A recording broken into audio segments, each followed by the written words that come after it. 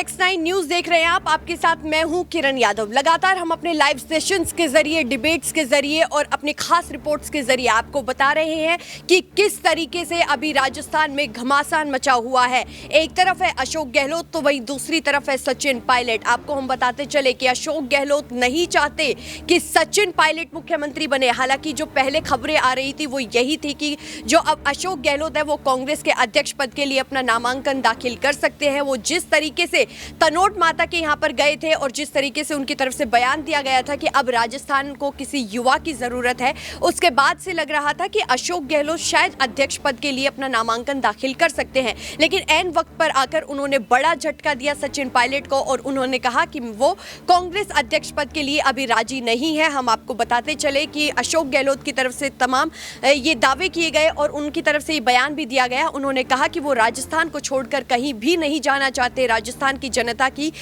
जो परेशानियां हैं उनका समाधान करना चाहते हैं और उनके साथ हमेशा रहना चाहते हैं। तो वही हम आपको बताते चले कि इस बीच जो सचिन पायलट हैं उनकी मुश्किलें बढ़ गई है। लगातार जो पहले नाम आ रहे थे वो सचिन पायलट और दूसरा नाम विधानसभा अध्यक्ष जो कि सीपी जोशी है, उनका नाम सामने आ रहा था। अगर हम सीपी जोशी की बात करें तो देखिए साल 2008 में तब चुनाव हुए थे, तब सीपी जोशी एकमात्र वोट से हार गए थे और उन्हीं को ही मुख्यमंत्री बनना था। हम आपको ये भी बताते चले कि जो कहानी है इसके पीछे वो यही है कि जो सीपी जोशी की पत्नी है उन्होंने सीपी जोशी को वोट नहीं दिया था और वो एकमात्र एक वोट से हार गए थे और वो एक वोट उनकी पत्नी की तरफ से ही नहीं दिया गया था। तो उस समय भी वो मुख्यमंत्री पद की रेस से बाहर हो गए और उसके बाद अगर हम पिछले विधानसभा चुनाव की बात करें तो पिछले विधानसभा चुनाव में जहां सचिन पायलट का नाम सबसे ऊपर आ रहा था कि वही अगले मुख्यमंत्री होंगे, क्योंकि देखिए जो चुनाव लड़े गए थे वो सचिन पायलट के चेहरे पर ही लड़े गए थे और उसके बाद जो कांग्रेस हाईकमान है उन्होंने बड़ा झटका दिया था सचिन पायलट को और अशोक गहलोत को वहां पर मुख्यमंत्री पद दे दिया था।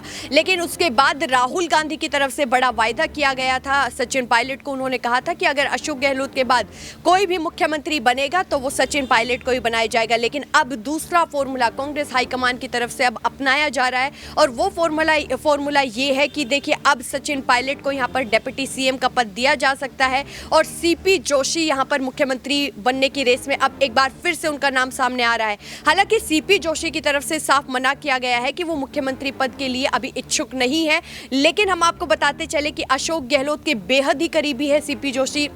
और आपको हम ये भी बता दें, सीपी जोशी लगातार अशोक गहलोत अपने जितने भी दौरे करते हैं, जहां पर भी जनसभा को संबोधित करते हैं, उनमें उनके साथ ही मिलते हैं। तो ये पहले चर्चाएं थी कि सीपी जोशी अगले मुख्यमंत्री बन सकते हैं। लेकिन 19-20 का फर्क नजर आ रहा था यहाँ पर पायलट और सीपी जोशी के बीच में, लेकिन 20 नजर आ रहे थे वहां पर सचिन पायलट। लेकिन इस बीच जो अब अशोक गहलोत की जो कोशिशें रहेंगी वो यही रहेगी, अगर वो मुख्यमंत्री नहीं बनते हैं तो सीपी जोशी को मुख्यमंत्री बनाया जाना चाहिए, क्योंकि अशोक गहलोत नहीं चाहते सचिन पायलट अगले मुख्यमंत्री बने।